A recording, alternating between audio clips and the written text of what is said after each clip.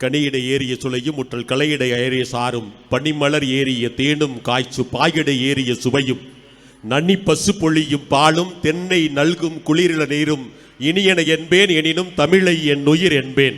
பையிலொரு மன்னன் தம்பி அக்கம்பக்கத்து உறவின் முறையால் தயமிகு உடையால் அன்னை சந்ததம் மறவா தந்தை குயில்வோல் பேசிடும் அடையால் அன்பை கொட்டி வளர்க்கும் பிள்ளை அயலவர ஆகும் வண்ணம் தமிழ் என் அறிவினில் உரைதல் கண்டீர் என்னும் பாரதிதாசனின் வார்த்தைகளோடு 7வது ஆண்டு விழாவை மிக சீரோடும் சிறப்போடும் கொண்டாடி கொண்டிருக்கிற புனித அலோசியஸ் மழலையர் மற்றும் தொடக்கப்பள்ளியின் ஆண்டு விழாவில் பங்கெடுத்துக் கொண்டிருக்கிற என்னுடைய பாசத்திற்கும் மரியாதைக்கும் உரிய இயேசுவின் திருஹிருதய சகோதரர்கள் சபையை சார்ந்த அத்துணை சகோதரர்களே, இந்த ராயப்பன்பட்டியில் அமைந்துள்ள பள்ளிகளில் பணியாற்றக்கூடிய இருபால் ஆசிரிய பெருமக்களே, இந்த நிறுவனத்தின் நலம் விரும்பிகளே, இந்த நிறுவனத்தின் முதல்வர் உள்ளிட்ட ஆசிரிய பெருமக்களே, ஆசிரியர் அல்லாத ஊழியர்களே, இந்த பள்ளியில் படிக்கின்ற மாணவ செல்வங்களே, இந்த விழாவில் திரளாக பங்கெடுத்துக் கொண்டிருக்கிற இந்த பள்ளியை பெரிதும் மதித்து போற்றி இந்த பள்ளியை உங்கள் குழந்தைகளின் நம்பிக்கையின் அடையாளமாக மாற்றி இருக்கிற எங்களுடைய இந்த பள்ளி நிர்வாகத்தின் மதிப்பிற்குரிய பெற்றோர்களே, இன்னும் இந்த விழாவில் பங்கெடுக்கிற அனைத்து நண்பர்களே, நலம் விரும்பிகளே, உங்கள் அனைவருக்கும் என்னுடைய மாலை வணக்கத்தை உரித்தாக்கி ஒரே ஒரு சிறிய நிகழ்வோடு என்னுடைய வாழ்த்துறையை நிறைவு செய்ய ஆசைப்படுகிறேன். டாக்டர் APJ அப்துல் கலாம் தன்னுடைய வாழ்நாளில் எத்தனையோ மாணவர்களை, எத்தனையோ இளைஞர்களை தொடர்ந்து சந்தித்துக் கொண்டே இருந்தவர். தன்னுடைய இறுதி மூச்சு வரை இந்த இந்தியாவை வல்லரசாக்க வேண்டும், இந்தியா 2020 என்பதை கனவாக கொண்டவர். ஆகவே கனவை குறித்து அவர் வலியுறுத்தி சொல்லிய ஒற்றை வாக்கியம், dream is not something what you see when you sleep, dream is something which does not allow you to sleep என்று சொல்கிறார். கனவு என்பது நீங்கள் தூங்கும் போது காண்பது அல்ல, எது ஒன்று உங்களை தூங்க விடாமல் செய்கிறதோ அதுதான் உண்மையான கனவு என்று சொன்ன டாக்டர் APJ அப்துல் கலாம் மகளிர் மற்றும் பெண்கள் மட்டும் படிக்கக்கூடிய ஒரு பள்ளியிலே உரையாற்ற செல்கிறார். அப்பொழுது அந்த மாணவிகளை சந்தித்து ஒரு கேள்வி கணையை தொடுக்கிறார். இந்த ஆண்டு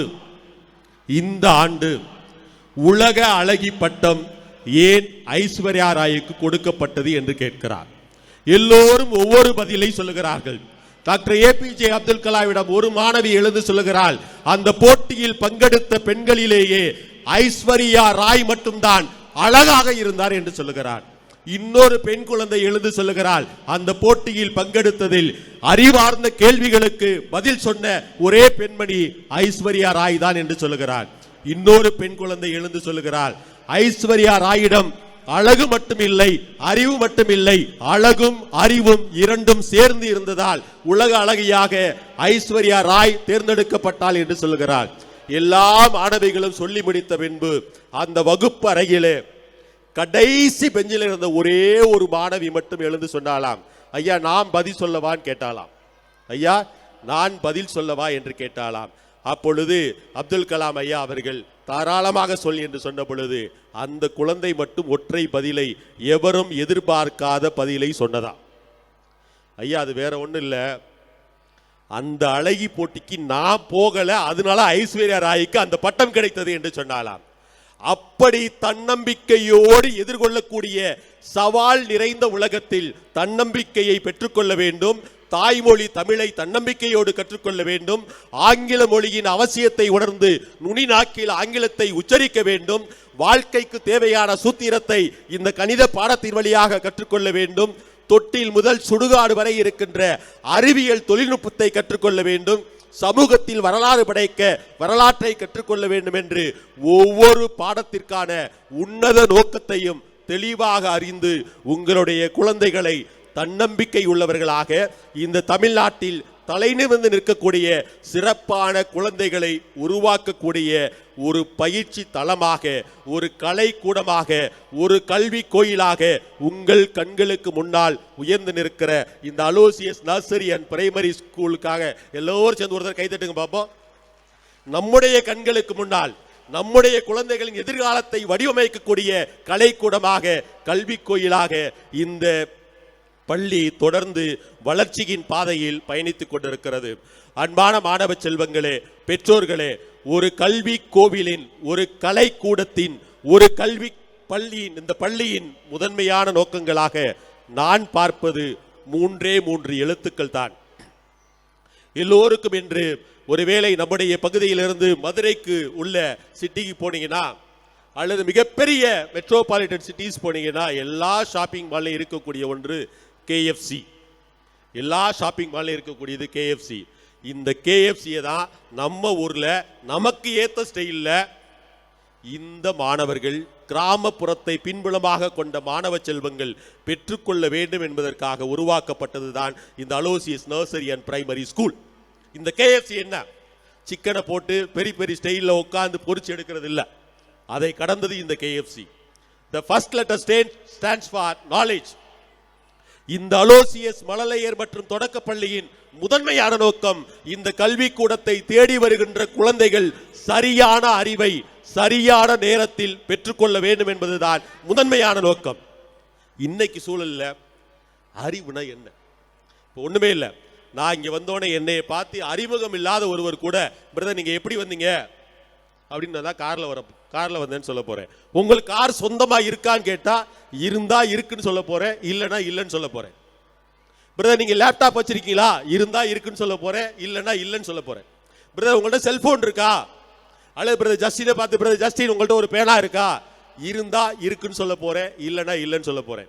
ஆனால் ஒரே ஒரு கேள்வியை கேட்டால் மட்டும் எல்லா மனிதருக்கும் கோபம் வருகிறது. அறிவு இருக்கிறதான்னு கேட்டா யாராவது சும்மா இருப்போமா? இப்ப என்னை வந்து பார்த்தோன்னே பிரதர் சேவியர் என்னை வெல்கம் பண்ணிட்டு பிரதர் ஸ்டீஃபன் வாங்க, ப்ரொவின்சியல் வாங்க, அறிவு இருக்கான்னு கேட்டா எனக்கு எப்படி இருக்கும்? எல்லோருக்கும் இந்த கேள்வியை கேட்கின்ற பொழுது கோபம் வருகிறது. அது காரணம் என்ன தெரியுமா? இவ்வளவு நாள் நம்ம இருக்குன்னு நினைச்சுக்கிட்டு இருப்போம், நம்ம இல்லைங்கிற நமக்கு இல்லைங்கிறது அவனுக்கு தெரிஞ்சு போச்சோ அப்படிங்கிற ஒரு பயம். இன்னொன்று, நிரூபிக்கப்பட முடியாத கேள்விகளை கேட்கின்ற பொழுது மனிதனுக்கு கோபம் வருகிறது. நீங்க என்ன படிச்சிருக்கீங்க? நான் MSc கெமிஸ்ட்ரி முடிச்சிருக்கேன். I have got the certificate with me. என்னால் ப்ரூவ் பண்ண முடியும். நீங்கள் எந்த மதத்தை சார்ந்தவர்? என்னால் ப்ரூவ் பண்ண முடியும். நீங்கள் எந்த இனத்தை சார்ந்தவர்? ப்ரூவ் பண்ண முடியும். நீங்கள் இப்பொழுது என்ன வேலை செய்து கொண்டிருக்கிறீர்கள்? I can show my appointment order. ஆனா அறிவு இருக்கான்னு கேட்டா அதை ப்ரூவ் பண்றதுக்கு எதுவுமே இல்லை. இதைத்தான் வள்ளுவன் நம்முடைய குழந்தைகளுக்கு சொல்லிக் கொடுக்க சொல்லி இன்று சொல்லிக் கொடுக்கிறார். இந்த கல்வி கூடம் அதை செய்திருக்கிறது.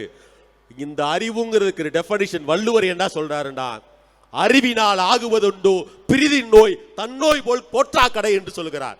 பிறருடைய துன்பத்தை கண்டு எவன் மனம் இறங்குகிறானோ அவன்தான் உண்மையான அறிவை பெற்றவன் என்று சொல்கிறது.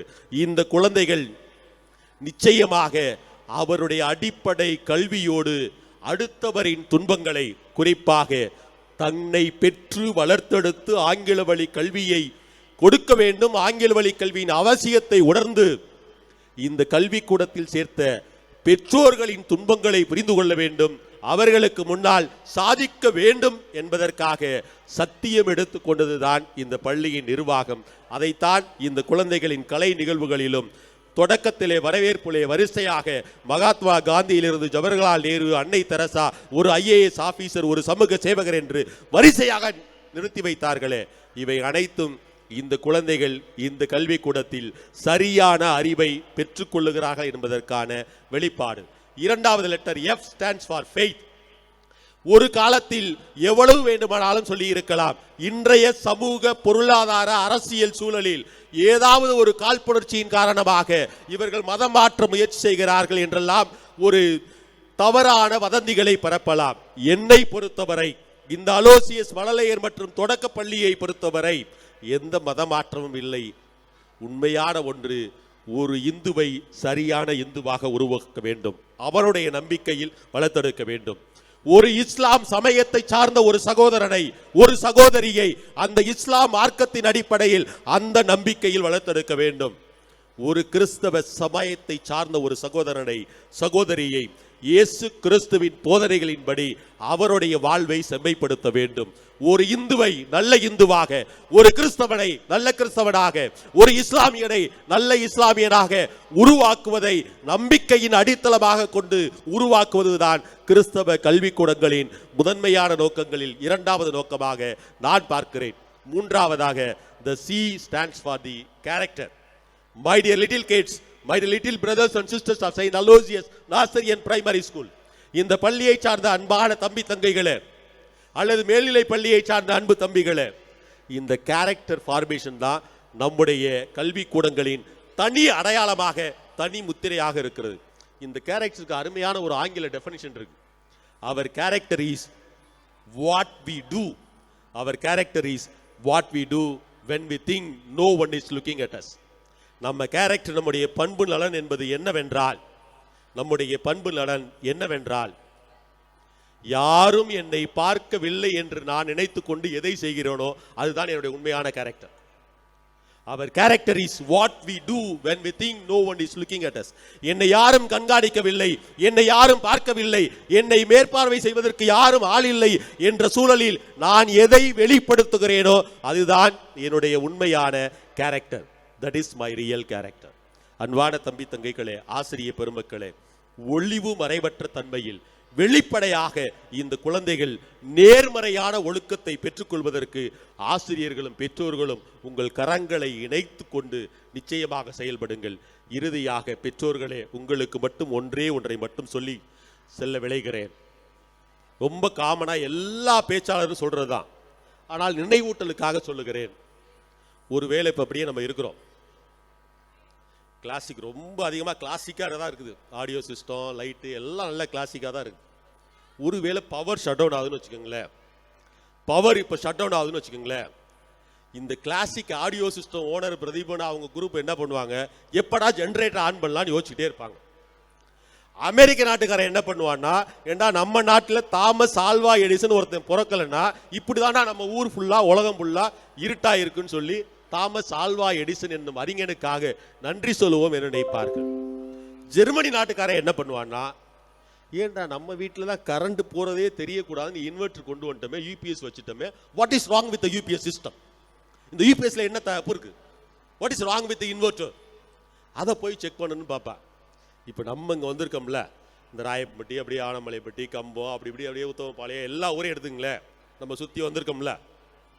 நம்ம வீட்டில் கரண்ட் போட்டால் நம்ம முதல்ல என்ன தெரியுமா செய்வோம், வீட்டை விட்டு வெளியே வந்து பக்கத்து வீட்டில் லைட் எரியுதான்னு பார்ப்போம்.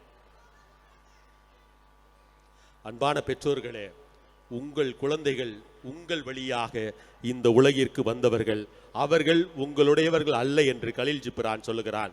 எந்த சூழலிலும் உங்கள் குழந்தையை இன்னொரு குழந்தையோடு ஒப்பிட்டு பார்க்காதீர்கள். இதை இந்த 7வது ஆண்டு விழாவில் நீங்கள் எடுத்துச் செல்லுங்கள் என்று உங்களை அன்போடு கேட்டு இந்த வாய்ப்பிற்கு நன்றி கூறி விடைபெறுகிறேன்.